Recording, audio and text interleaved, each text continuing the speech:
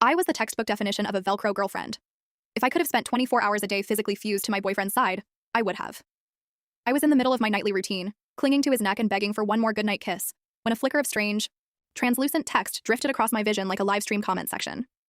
Is this side character actually brain dead? Can't she see the lead is doing a tactical lean back? For real, he doesn't even want to touch her. He only dated her. To keep the crazy fans away. She really thinks she's the love of his life? Delusional. Almost there, guys. The real heroine is about to make her entrance. Our little stage 5 clinger is getting the boot any minute now. I stared at the floating words, my heart dropping into the pit of my stomach. My fingers, which had been laced tightly behind Cade's neck, slowly began to lose their grip. In the next second, Cade lifted his head. His eyes were dark, shadowed with a touch of the irritation that comes from being interrupted. His voice was a low, honeyed rasp. Why'd you stop? My heart gave a violent squeeze. My eyes darted around the room, unable to meet Cade's gaze. Under his piercing look, the kind that felt like he was peeling back layers of my skin, I reached down and gripped the silk sheets, whispering, I'm just tired. Cade didn't say anything. He just watched me for a long beat, probably trying to figure out if I was glitching. After a moment, he rolled over, his back to me. His voice was flat, impossible to read. Then sleep. Staring at the broad, cold expanse of his back, I felt like I'd just swallowed a mouthful of ash. It was bitter and suffocating. I sat up and clicked off the lamp. As I lay back down in the dark, the words from that comment kept looping in my brain. I shifted toward the very edge of the mattress, leaving a vast empty canyon of space between us. I did my absolute best to stay as far away from Cade as possible.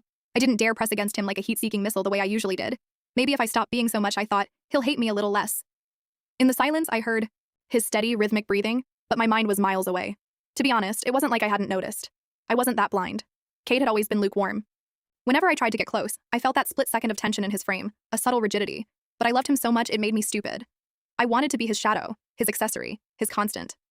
Cade never complained out loud. But looking back, those tiny furrows between his brows, the way his jaw tightened, they were all flashing red lights. He didn't want this. I'd just been playing dumb. I'd lied and told him I was scared to live alone just so I could move into his place. Then, I'd pushed for more, invading his bedroom until I was a permanent fixture, wrapping my limbs around him every night like an octopus. He hadn't kicked me out, sure, but his first instinct was always to resist. I'd just been so desperate to be with him that I'd filtered out the truth. Now it seemed the comment was right. The air in the room felt heavy. I tossed and turned until the early hours of the morning, finally drifting into a fitful sleep. When I woke up, I realized I was curled into Cade's chest, my right arm locked firmly around his waist. His chest rose and fell in a slow, steady rhythm. After a few seconds of frozen realization, my soul nearly left my body. To keep following the story, head to my homepage for the rest. Don't miss out.